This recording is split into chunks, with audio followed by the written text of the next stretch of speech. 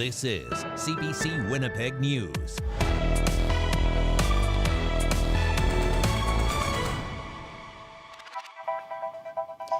Good evening. Thanks for joining us. While Air Canada flights are now in the air and moving, the fallout from the multi-day ground stoppage continues. Many passengers are still waiting for seats, and as CBC's Felicia Adam reports, it's leaving people thousands of dollars out of pocket. Okay, so we're able to return the car rental and they were able to change our reservations. Catherine De Vera and her family are getting back to Toronto, but they're not taking any chances. They got to the Winnipeg airport at 7 this morning, keeping watch of the flights departing, hoping theirs takes off without hiccups. I think so far so good. The 5:15. The family has been grounded since Sunday. They were supposed to fly from Calgary, but drove to Winnipeg instead, hoping there was a flight out. They were able to rebook at the service counter. We haven't heard from Air Canada. Actually, we were calling them, but no response, and we cannot get through. De Vera says they've spent thousands of dollars in additional accommodations, food, and car rentals, money they're not sure they'll get back. But nonprofit travel agency CAA or the Canadian Automobile Association says there are regulations. The government rules say that you absolutely have the right to be rebooked on a flight. If you don't want that, if you'd rather cancel and go off on your own and do that, they have the obligation to give you a refund as well under these circumstances. Air Canada says it's following air passenger protection regulations by making alternate travel arrangements and giving refunds. But Rob Corbett believes the airline isn't doing enough and putting all of the responsibility on passengers. I'll have to put in a complaint after I get home, but nothing. Just told me that if I wanted to, I can rebook for a different date, and then if I don't do it within a certain window, though, it won't cover the full amount. Corbett says he's been waiting 5 days to get back to Michigan. It's always just no communication. The customer gets treated like we're nobodies, and even though we make the company what they are. He says he's out hundreds of dollars and wants the airline to cover his costs. The airline says they've rebooked close to 130,000 passengers so far. Felicia Adam, CBC News, Winnipeg. Well, thousands of people have been rebooked. Air Canada says it will be days before service is back to normal. It says crews are out of position and aircraft require mandatory maintenance after being grounded. Meantime, that tentative deal still needs to be ratified.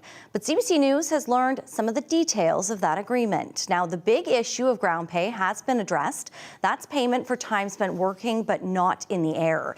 CBC has learned the deal secures at least 60 minutes of ground pay at half the flight attendant's hourly rate. That rate will increase 5% each year. The deal also includes immediate raises of 8 to 12% depending on service years. Salary rates are also set to go up in each year of the new contract. 5 building sites across Winnipeg have been chosen for new supportive housing residences. These spaces will provide shelter for people facing challenges like health issues or barriers to housing, including those who are homeless.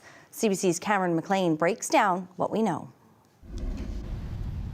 Susan Jansen and Danny Lutz bring their dog to play in this grassy lot on Sherbourne Street. It's popular with community children, but a city plan proposes turning it into 15 to 20 units of supportive housing. I think supportive housing generally is a great idea.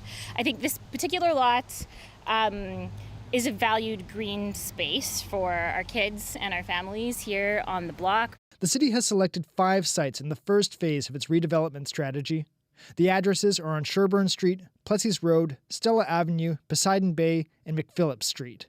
The plan will create 75 to 150 units in total, geared toward people facing housing barriers, including refugees, people leaving encampments, people with disabilities, or youth aging out of care. The city says the properties would all have on-site staff for support. But over on Sherbourne, David Swan wonders how long that support would last. I love the idea of supportive housing, and I like the idea that there would be staff on site, but governments change and funding changes. And what happens when that staffing is no longer funded? Matt Salo questions whether city officials knew how the lot was used before selecting it. When you look at the other locations, with the exception of this Stella location, the other 3 they're taking pieces of parking lots or giant fields that are kind of on the margin of the city somewhere. This is the middle of a neighborhood. This lot on Sherbourne has never had housing built on it. It originally was the entrance to a creamery back there. It eventually was taken over by the provincial government and then later gifted to the city of Winnipeg. Residents worked with the former councillor for the area, Harvey Smith, to develop this into green space. Lissy Rappaport with the city of Winnipeg says she understands the concerns some people have. But we're also facing a housing crisis right now. We've certainly heard from Winnipeggers that they want the issue of homelessness and housing to be addressed by our city and our province, and we're responding to that request. The city will hold 3 open houses on the plan in September. It hopes to begin construction next year. Cameron McLean, CBC News, Winnipeg. Métis entrepreneurs in the province now have an extra reason to try for federal contracts. Ottawa is required to award a minimum of 5% of them to Indigenous companies.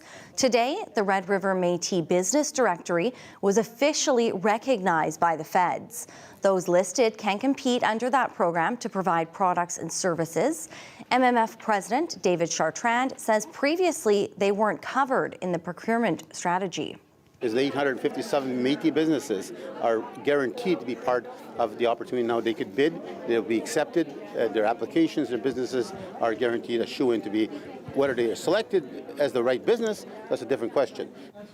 Chartrand says this will help to reduce barriers for the nation's businesses to bid.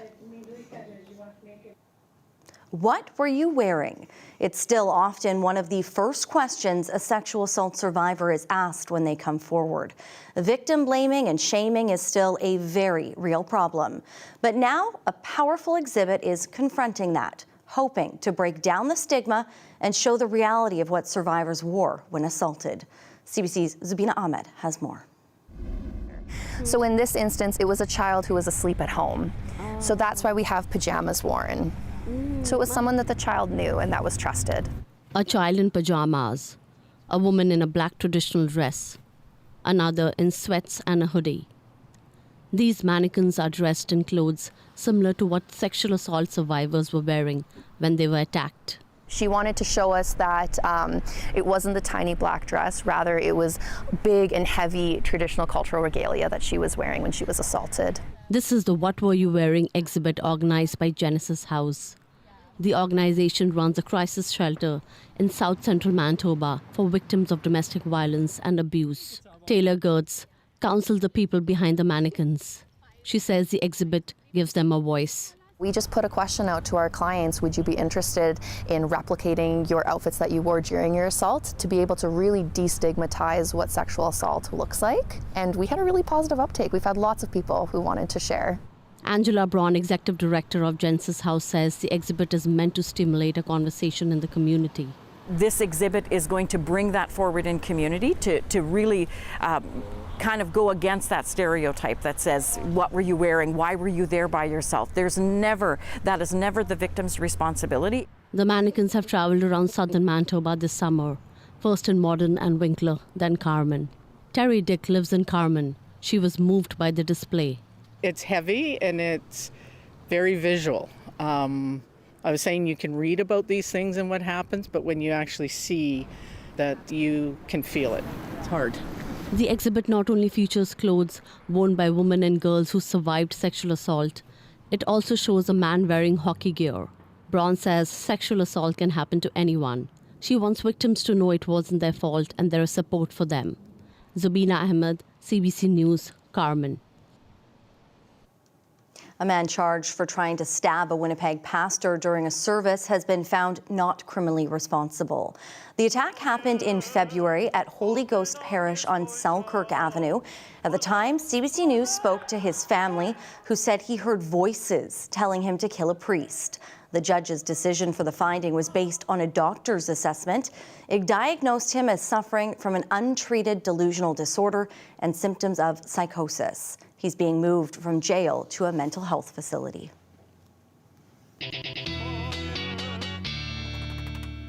Time now to bring in weather specialist Riley Lachuk. And Riley, never a good sign when we can see that many colors behind you. Yeah, a very active day in the Weather Center, Brittany, starting with the potential for some severe weather as we head into the evening hours with this tornado watch that's in place for Westman. A little bit further north into the Parkland, a severe thunderstorm watch. We have seen some thunderstorms warnings in place as this passes into the Inner Lake. And even on the edge of Winnipeg, we're starting to see a little bit of development, some sporadic showers, at least Some of this does push a little bit further north of the city, but could get a couple of sprinkles in the city as we head into the evening hours tonight. Further north, we have a special weather statement in this lighter blue color and rainfall warnings for Thompson into Lynn Lake. We are looking at the potential for up to 70 millimeters locally by the time we're talking at this time on Friday. So a couple of days where we're looking at some very unsettled weather, really province-wide. As we get into the evening tonight, we are looking at the potential for some showers as we get overnight tonight in Winnipeg, maybe some thunderstorm development in that as well. 25 degrees, a few showers early, then we start to see things clearing, Brittany, as we get later into the afternoon hours. I'll have more on that and the rainfall when I come back. All right, thank you, Riley. You're welcome. Could this season's deadly and devastating wildfires have been prevented? And what needs to be done moving forward? We'll have more on that ahead.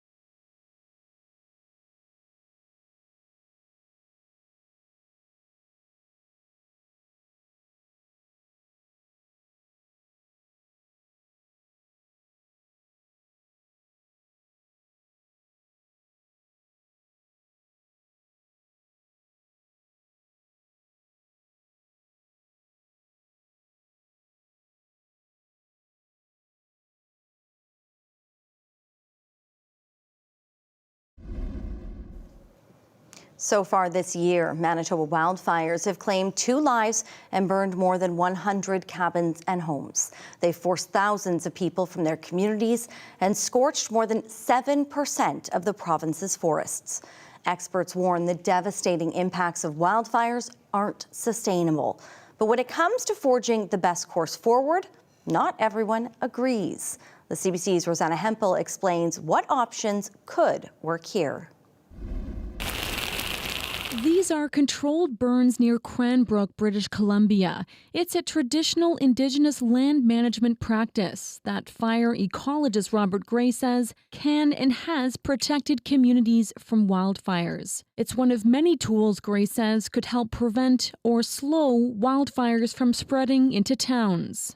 Fire is a contagion. It moves through a landscape and it finds those holes and it'll exploit them. So you have to do a consistent job out to a good distance. What are some of those other practices? Gray says that could mean clearing and thinning trees, restoring grasslands and wet meadows, and shifting conifer forests to more hardwoods, which aren't as flammable.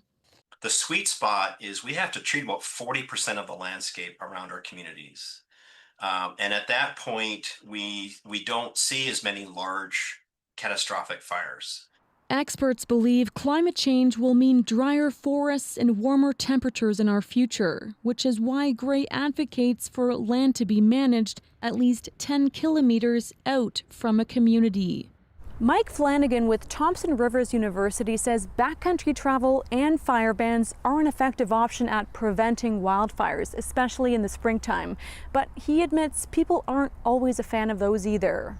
There seemed to be a reluctance because it's so unpopular, okay? Because it means no industry and no recreation. Between 2016 and 2020, 58% of wildfires in Manitoba were caused by lightning.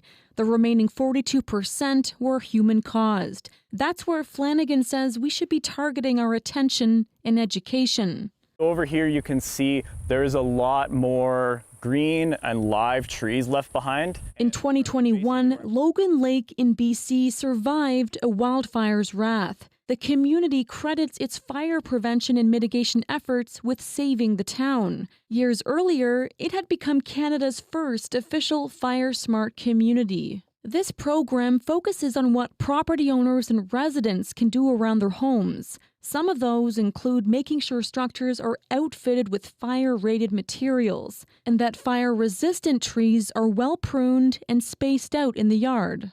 In high-risk locations, it needs to be mandatory.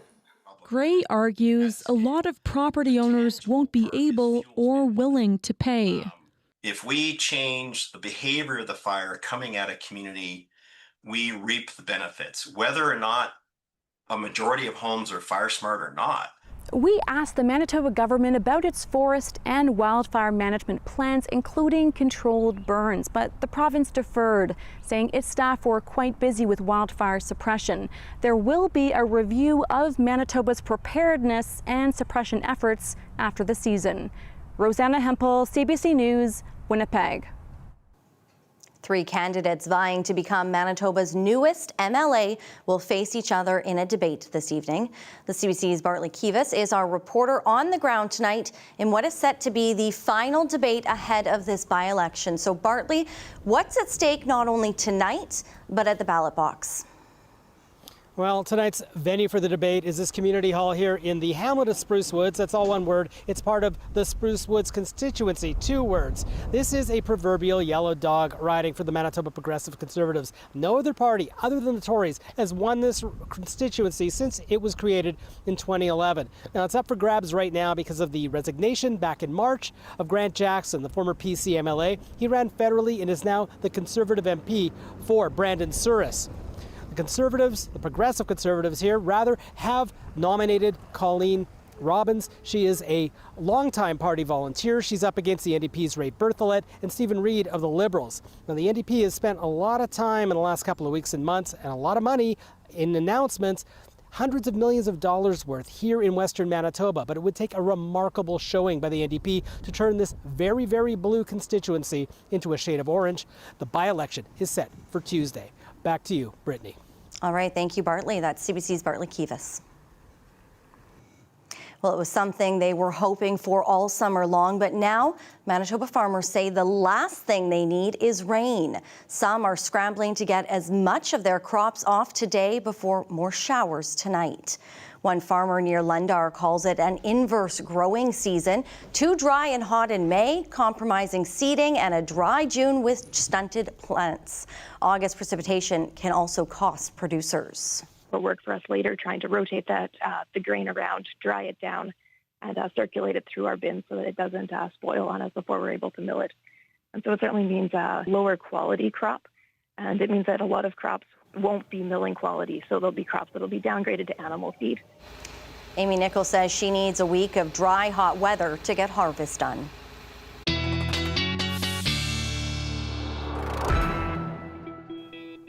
Riley back in now, and yeah, it has been a difficult season for farmers. Places that you wanted the wetness, they were getting drought. Places that wanted the drought were getting wetness. Really just not great overall. Okay, and we almost kind of did summer backwards here, right? Like we had the really hot, the dry weather that we need now early in the season, whereas now we're getting the rain that we needed earlier in the year. So yeah, I know. And we are looking at precipitation, particularly in parts of the Interlake as we get through the evening tonight. I want to start with a look outside because maybe you heard a few cracks of thunder as we've gotten through the evening.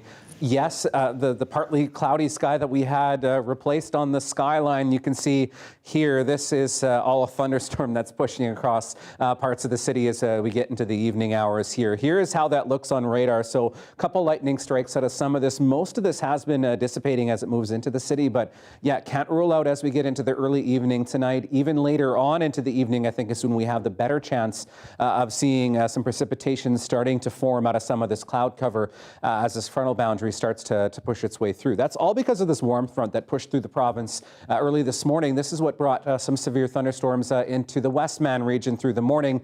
And you can see on Futurecast as this starts to push its way east, this development that happens into the Red River Valley into the overnight hours. So I think overnight is when we have a best chance of seeing some thunderstorms once again overnight tonight. Even some lingering showers into the Red River Valley early in the morning. We do get another chance, albeit less significant of a chance, as this cold front starts to push through throughout the day tomorrow. So that's why I say the next 24, 48 hours looking quite unsettled really across much of Manitoba because of not only this low pressure system, but also this one back into Saskatchewan.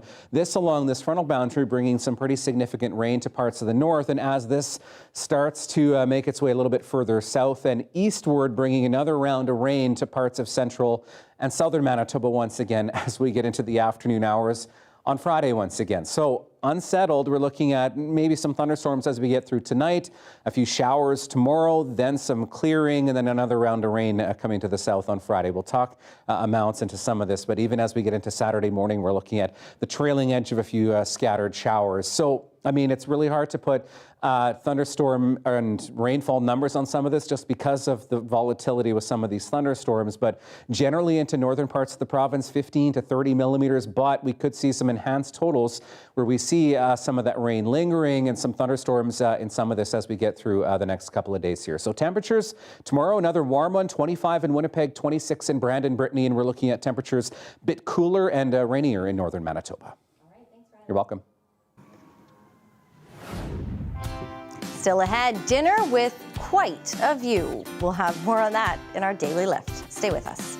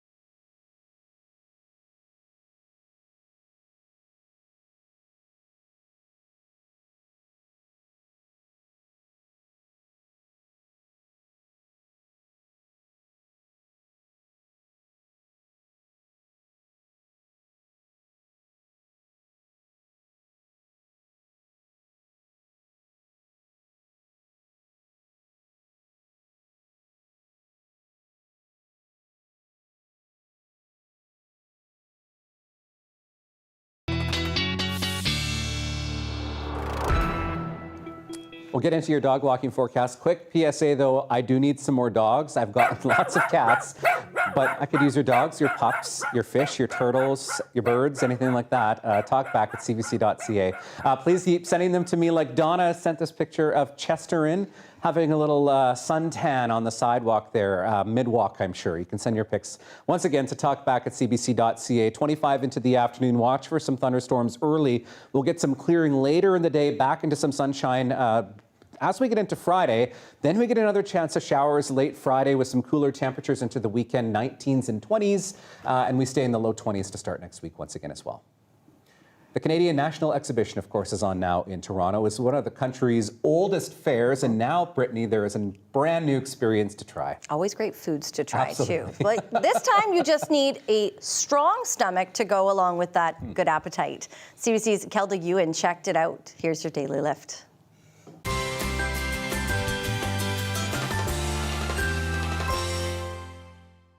All right, this is like it's like a roller coaster ride. Get it nice and tight. If we go down, we're in it together. You know, Mark, you like to make a lot of comments about this not going well. Have you seen Final Destination? Is everybody ready? Yeah! 3, 2, 1, lift off! How's it going, Colette? How you feeling? For a moment, I'd forgotten what was happening. Oh, sorry. Brought me back. Wow. Oh my God. Yeah, don't look down. There's that sense that I should be holding on to something. Have you looked down yet? No, I'm not. I don't know if this is playing it cool. What's your anxiety level 1 to 10? Are you scared of heights? I am actually. Okay. Yeah, like okay. I'm not a person who's super comfortable with heights. Yeah. Are we at the top? Okay. Yeah. Okay. 1 month ago, we were in Belgium actually with the owners of Dinner in the Sky. They invited us there to see their 2.0 table, like 32 person on the table. So it's a lot more than here. We are 22 person. Hilda, I had brought a bag in case I got sick. Yeah. But if you want to put some of the food to go in it, you can. For the newsroom. Oh, that's a hard pass for me. I'd be the one bringing the sick bag, and I'd probably actually use it too. Yeah, I'm terrified of heights. I can't do heights. Well, can't do heights, don't like roller coasters. No, we'll just stay here on the second floor. Yes, second floor is the highest I'll go here. Well, maybe the roof once in a while too. There we go. Have a great night. We'll see you here tomorrow.